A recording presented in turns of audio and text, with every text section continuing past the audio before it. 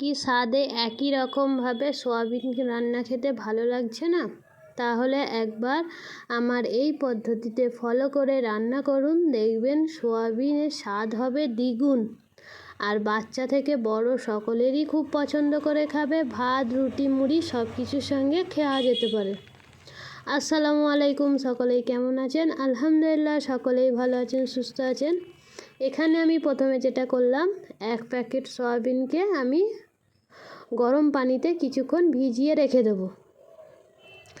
ওদিকে আমি সয়াবিনটা ভিজিয়ে রেখে দেবো 10 মিনিটের মতো। সেই ফাঁকে আমি এখানে আলুটাকে ভেজে নেব। সয়াবিনের রান্নার জন্য আলুটা নিয়েছি, গোল গোল সাইজে কেটে নিয়েছি। এরপর কড়াইয়ের মধ্যে দিয়ে দিয়েছিলাম তেলটা গরম হয়ে যেতে তার মধ্যে আলু দিয়ে দিয়েছি। আলুর মধ্যে দিয়ে দিলাম 1/2 টেবিল চামচ হলুদ গুঁড়ো ও 1/2 টেবিল চামচ লবণ দিয়ে আলুটা দেখতেই পাচ্ছেন কেমন হালকা বাদামি কালার হয়ে গেছে। এরপরে আলুটাকে নামিয়ে নেব। এরপরে সয়াবিনের মধ্যে আমি দেব একটা ডিমটা দিলে স্বাদটা আরও সুন্দর হবে, তাই জন্য একটা ডিমকে আমি ছোট ছোট করে, দেখতেই পাচ্ছেন হালকা করে লবণ দিয়ে ডিমটাকে ঠিক এই রকম টুকরো টুকরো করে ভেজে নিয়েছি। ভাজাটা হয়ে গেছে, তুলে নেব। এখানে আমি 10 মিনিট সয়াবিনটাকে গরম পানিতে ডুবিয়ে রেখেছিলাম। এরপর পানি থেকে ভালো করে ছেঁকে সয়াবিনটাকে তুলে নিচ্ছি। ঠিক এইভাবে পানিটাকে ঝরিয়ে নিয়ে এরপরে সয়াবিনটাকে হাত দিয়ে ছোট ছোট করে কেটে নিতে হবে। এইভাবে কেটে একবার রান্না করে দেখবেন, স্বাদ সত্যিই বলছি খুবই দারুণ হবে। তাই সবগুলো সয়াবিনকে এইভাবে আমি ছিঁড়ে ছিঁড়ে কেটে নেব।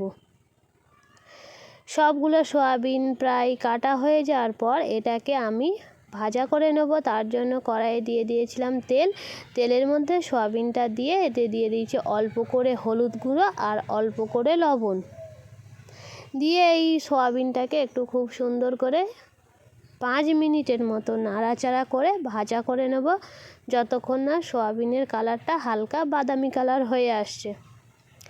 দেখতেই পাচ্ছেন সয়াবিনের কালারটা কেমন একটু চেঞ্জ হয়ে গেছে। এরপর এটা ভাজা হয়ে গেছে, এটাকেও এবারে নামিয়ে নেব। এরপর আমি সয়াবিন আলুটা রান্না করে নেব। তার জন্য কড়াইয়ে দিয়ে দিয়েছিলাম সাদা তেল। আপনারা চাইলে এখানে সরিষার তেলেও রান্না করতে পারেন।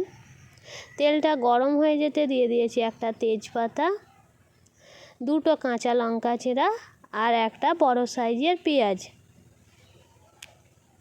পেঁয়াজটাকে কিছুক্ষণ একটু নাড়াচাড়া করে হালকা ব্রাউন কালার করে নেব।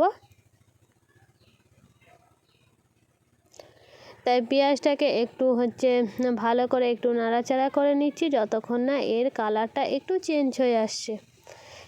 এই দেখুন পেঁয়াজের কালারটা কেমন একটু বাদামি কালার হয়ে গেছে।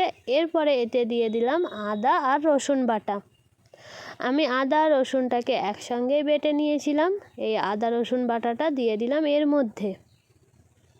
যখন আদা রসুনের কাঁচা গন্ধটা চলে গেল, তখন এতে দিয়ে দেবো টমেটোটা দিয়েও টমেটোটা 2 মিনিটের মতো নাড়াচাড়া করে নিয়ে তারপর এতে মশলা অ্যাড করব। 2 মিনিটের মতো নাড়াচাড়া করে নিয়েছি। এরপর এতে দিয়ে দিলাম 1/2 টেবিল চামচ লবণ, 1/2 টেবিল চামচ হলুদ গুঁড়ো আর লঙ্কা গুঁড়ো।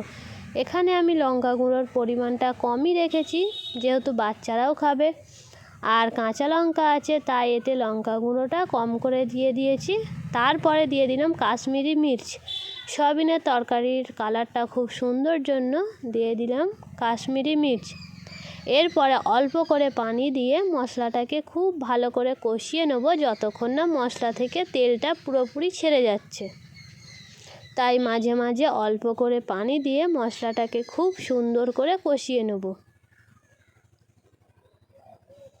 এই দেখুন মশলা থেকে তেলটাও ছেড়ে গিয়েছে, টমেটোগুলোও একদম গলে গিয়েছে, পেঁয়াজটাও গলে গিয়েছে। এরপর এটাকে একটু নাড়াচাড়া করে যেই সয়াবিনটা ভেজে রেখেছিলাম সেই সয়াবিনটা দিয়ে দেবো এর মধ্যে।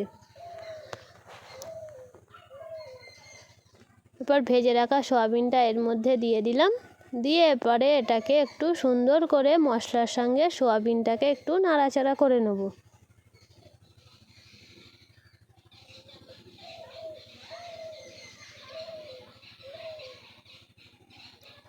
সয়াবিনটা একটু খুব সুন্দর করে দেখুন নাড়াচাড়া করে নিয়েছি। এরপর এতে দিয়ে দেবো যে আলুটা ভেজে রেখেছিলাম, সেই ভেজে রাখা আলুটা এর মধ্যে দিয়ে দেবো। দিয়ে আলু আর সয়াবিন দুটোই খুব সুন্দর একসঙ্গে ভালো করে একটু নাড়াচাড়া করে নেব। তো নিচে সয়াবিন আলুটা বসে না যায়, পুড়ে না যায়, তার জন্য এতে অল্প করে পানি দিয়ে সয়াবিন আর আলুটাকে কিছুক্ষণ 5 থেকে 7 মিনিটের মতো কষিয়ে নেব, যাতে কষতে কষতেই আলুটা প্রায়ই সেদ্ধ হয়ে আসে। আর কষলে এর স্বাদটাও খুবই দারুণ লাগবে। তাই এটাকে পানি দিয়ে অল্প অল্প করে পানি দিয়ে কিছুক্ষণ 5 মিনিটের মতো কষিয়ে নেব। 5 মিনিট আমাদের কষানো হয়ে গিয়েছে। এরপরে এতে দিয়ে দিলাম ধনেপাতা কুচি। ধনেপাতা কুচিটাও দিয়ে দিলাম, দিয়ে এইটাকে একটু আর এতে যে ভেজে রাখা ডিমটা ছিল সেই ডিমটাও এর মধ্যে দিয়ে দিলাম। দিয়ে এটাকে খুব সুন্দর করে নাড়াচাড়া করে নিয়েছি। এরপরে এর মধ্যে পরিমাণ মতো পানি দিয়ে দিলাম। পানি খুব বেশি দিইনি, এটা ঢাকনা দিয়ে রেখে দেবো 4 মিনিটের মতো। 4 মিনিট পর ঢাকনাটা খুলে নিয়েছি, পানিটাও খুব ভালো করে ফুটে গিয়েছে। এরপর এতে দিয়ে দিলাম ভাজা মশলা, যেমন জিরা গুঁড়ো, আর দিয়ে দিলাম অল্প করে গরম মশলা। যেহেতু আমি ধনেপাতা দিয়েছিলাম তাই আর আলাদা করে ধনিয়া গুঁড়ো দিইনি।